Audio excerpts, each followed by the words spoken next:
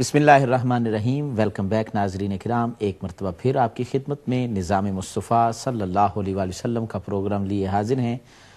محترم ناظرین کرام، بریک سے قبل آپ دیکھ رہے تھے کہ قبلہ شاہ صاحب خالق کائنات جل جلالہ کی بارگاہ میں محبت کے پھول نچھاور کر رہے تھے، اور قرآن مجید کے وہ انمول موتی، وہ نور اور نور علی نور کرنے والے موتی جو ہے وہ پیش فرما رہے تھے۔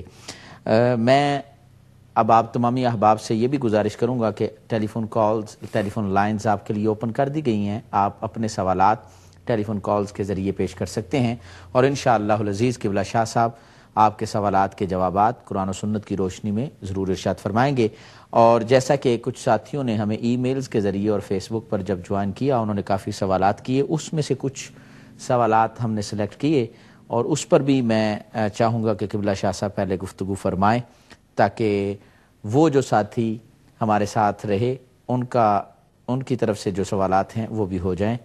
ہمارے ساتھ ہمارے آج کے اس پروگرام کے پہلے کالر ہمارے ساتھ موجود ہیں، ان سے بات کرتے ہیں۔ السلام علیکم فیاض صاحب۔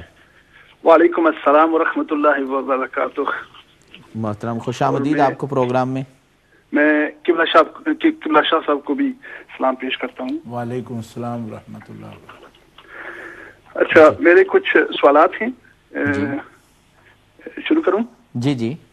اچھا، پہلا سوال ہے کہ جیسا کہ ان ملکوں میں بچوں کو اسکول میں سائنس سبجیکٹ میں بتایا جاتا ہے کہ انسان کی پیدائش بندر سے شروع ہوئی، ٹھیک ہے، اور کسی نے مجھے بتایا بھی کہ کچھ فرقے بھی ہیں وہ خود کو مسلمان کہلاتے ہیں، وہ بھی ایسی ہی سوچ رکھتے ہیں۔ اس کے بارے میں آپ قرآن اور حدیث کی روشنی میں وضاحت کریں۔ ٹھیک ہے۔ اور دوسرا سوال ہے میرا کہ جیسا کہ بار بار حدیث پاک میں آتا ہے کہ حضرت آدم علیہ السلام کا قد مبارک 60 فٹ تھا یا 20 گز تھا، تو کیا اس زمانے میں باقی دوسری چیزوں مثال کے طور پر جانوروں کا قد بھی ایسا ہی لمبا تھا؟ ٹھیک۔ اور تیسرا، کیا دنیا میں انسان سے پہلے بھی دنیا یا مخلوق تھی؟ اگر تھی تو وہ کیا تھی؟ ٹھیک ہے، بہت شکریہ۔ ایک اور سوال کر سکتا ہوں؟ جی، ایک اور سوال کر سکتا ہوں؟ جی ضرور۔ صرف آخری سوال ہے۔ جی جی۔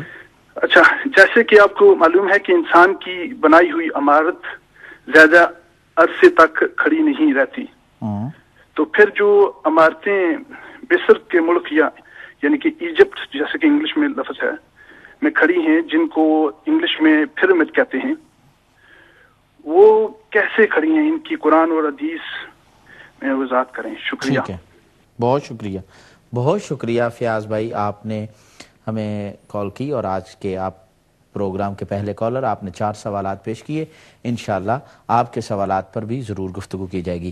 قبلہ شاہ صاحب، جو ہمیں ای میلز آئیں اور فیس بک پر جن دوستوں نے ہمیں جوائن کیا اور سوالات پیش کیے، خصوصاً کافی دوستوں نے یہ پوچھا کہ کیا اللہ رب العزت جل جلالہ الوہیت بھی اپنے بندوں کو عطا کرتا ہے، اور اگر کرتا ہے تو اس کا دائرہ کار کیا ہے، اور اگر نہیں کرتا تو کیوں نہیں کرتا؟ کیا اس کے خزانوں میں کمی ہے؟ اس طرح سے تو بنیادی طور پر یہ ہے کہ کیا خالق کائنات جل جلالہ کسی بندے کو بھی الہ بنا سکتا ہے؟ جی بسم اللہ الرحمن الرحیم۔ یہ سوال جو ہے یہ اللہ تبارک و تعالی جل شانہ کی ذات سے بے علمی کی بنا پر ایسا سوال جو ہے نا وہ ذہنوں میں آتا ہے۔ ابھی میں نے عرض کیا تھا کہ اللہ تبارک و تعالی جل شانہ کی جو اللہ کی ذات ہے، احکم الحاکمین کی ذات کو سمجھنے کے لیے، اس کے علم و معرفت کے لیے بنیادی جو اس کی صفات ہیں ان کو سمجھنا ضروری ہے۔ اس کو جب بندہ اس کی معرفت پا لیتا ہے تو پھر اس قسم کے سوالات اس بندے کے پاس نہیں آتے۔ ایک تو یہ بات ہے کہ احکم الحاکمین جل وعلا کی ذات مخلوق نہیں ہے، اللہ احکم الحاکمین جل وعلا خالق ہے، اس کی ذات اور اس کی صفات غیر مخلوق ہیں، پیدا کی ہوئی نہیں ہے رب تعالیٰ جل وعلا کی۔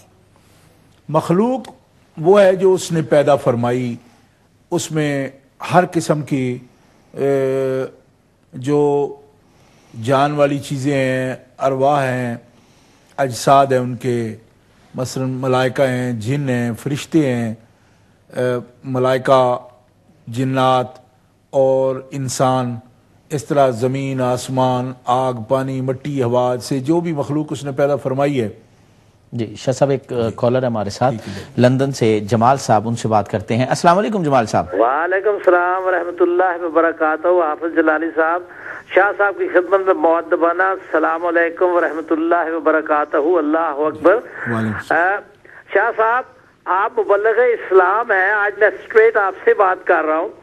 آج میرے پاس دو ایسے بچوں کا مجھے علم ہوا ہے کہ جناب علی انہوں نے اسلام چھوڑ کر ایک ایسا جو نیا نبی اور نئے والے جن کا میں آپ کے نام لوں گا تو شاید میری کال کٹ جائے تو اس سے آپ کو سمجھ آ جائے گی، وہ بچے جو ہیں اس طرح ان کی طرف وہ ایک ان میں سے چلا گیا اور ایک راغب ہو رہا ہے۔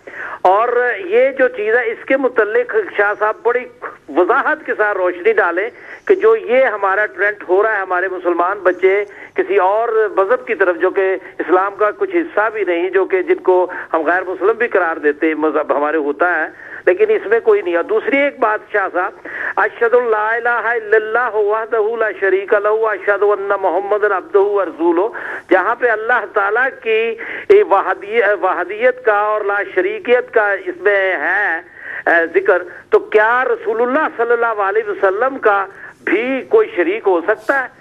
میں جو ختم نبوت کا جو ہے، میں اس کلمے کی روح سے مجھے آپ ثابت کریں کہ بھئی یہ اللہ کے فضل سے میری سمجھ میں یہی بات آتی ہے، میں دوسری لمبی چوڑی باتوں میں نہیں جاؤں گا، اسی میں مجھے سمجھ آتی ہے کہ بھئی جیسے اللہ تعالیٰ واحد اللہ لا الہ الا اللہ محمد رسول اللہ، وہ لا جو ہے رسول اللہ صلی اللہ علیہ وسلم کے ساتھ بھی میری عقل کے حساب سے بنتا ہے۔ اگر اس پہ روشنی ڈالے بڑی بڑی بڑی بڑی نوازش ہوگی۔ ماشاءاللہ آپ سے بڑی علم کی ہمیں دولت مل رہی ہے، اللہ تعالیٰ آپ کی صحت، عمر اور زندگی میں برکت دے۔ اور بہت شکریہ جمال بھائی لندن سے، آپ نے ہمیں جوائن کیا اور آپ نے اپنے دو سوالات پیش کیے، انشاءاللہ آپ کے سوالات پر بھی گفتگو کی جائے گی۔ جی قبلہ شاہ صاحب آپ گفتگو فرما رہے تھے۔ میں یہ عرض کر رہا تھا کہ یہ صفات باری تعالیٰ جو ہیں ان کی معرفت کے ساتھ ہم پہچان سکتے ہیں اس بات کو کہ اللہ احکم الحاکمین جل وعلا عطا فرما سکتا ہے تو کیا اپنی ذات بھی کسی کو عطا کر سکتا ہے؟ یہ تو اس کی ذات ہے اور اس کی صفات ذاتیہ ہیں۔ تو اللہ تبارک و تعالی جل شانہ جو اس کی مخلوق ہے، جس کو اپنے امر سے، حکم سے اس نے پیدا فرمایا، اذا اراد اللہ شیئا ان یقول لہ کن فیکون، تو ارادہ الہیہ ہے جس کے بارے میں، اور جس کو امر سے، کن سے پیدا فرمایا، اسی طرح کن سے کیا وہ اپنی ذات کسی کو دے سکتا ہے؟ یہ بنیادی طور پر جہل کی علامت ہے، نہ پہچاننے کی علامت ہے۔ ذات مطلق لا شریک اس لیے بھی ہے کہ اللہ احکم الحاکمین جل وعلا کا نہ کوئی کف ہے، جیسا کہ قرآن مقدس سے میں نے عرض کیا۔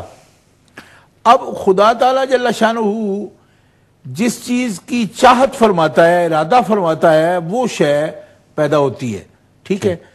اللہ احکم الحاکمین جل وعلا دوسرے الہ کا ارادہ کیسے فرمائے گا؟ ٹھیک ہے، قرآن مقدس میں اللہ تعالیٰ فرماتا ہے لو کان فیہما آلہۃ الا اللہ لفسدتا، اللہ تبارک و تعالیٰ کے بنا کوئی الہ نہیں ہے، اور اگر اللہ کے ساتھ کوئی الہ ہو تو پھر فساد واقع ہو، وہ فساد ہے۔ اللہ کے ساتھ الہ ہو نہیں سکتا، اس کی وجہ یہ بھی ہے کہ الہ جو ہے تب ہوگا جب اس کی کوئی کف ہو۔ الہ کا قبیلہ بننے کی صلاحیت اس میں تبھی آئے گی کہ جب وہ اللہ جیسا ہوگا. اللہ جیسا ہو ہی کوئی نہیں سکتا, نہ اس کی کوئی مثل نہ اس کی کوئی مثال. کیوں کہ حی لذات ہی کوئی ہو تو پھر اس کے بارے میں سوچا جا سکتا ہے کہ جو اپنے آپ سے قائم ہے, اور وہ چیز وہ شے کوئی ہے نہیں, اس کا کوئی تصور ہی نہیں ہے. اچھا شاہ صاحب اس پر مزید ہم بات کریں گے. ہمارے ساتھ اسپین سے ابو بکر علی بھائی موجود ہیں, ان سے بات کرتے ہیں. السلام علیکم ابو بکر صاحب. وعلیکم السلام. وعلیکم السلام. بڑی خوشی. پنجابی گل کرتے کہ جی بسم اللہ, ضرور پنجابی گل کرو جناب. اچھا مہربانی کا شکریہ. السلام علیکم کام صاحب. جی بڑی خوشی میں گل کر کے. تین میرے سوال ہیں. جی ایک تو سوال ہے کہ میں ذرا صحیح ہے تشریح کرنا, میں پھر ان پڑھ یا بندہ میں سننا چاہنا ٹی وی پہ رکھنا پیا. جی جی ابھی دو بھائی اسپین میں رہ رہے تھی, ایک فیکٹری کام کرتے تھی, اسپینش گورا سی, بہت مسلمانوں کے خلاف تھی, بہت غلط گلا کرتا سی, نجائز گلا کرتا سی. تو ایک دن وہ نعوذ باللہ اللہ پاک معاف کرے, پتہ نہیں میں گل کرنی تو کہنا میں صرف زندہ دیکھتے جا کہ میں کامیابی کے اوپر نعوذ باللہ بن سکنا. جی آپ کی آواز نہیں آ رہی, تھوڑی سی میں کنٹرول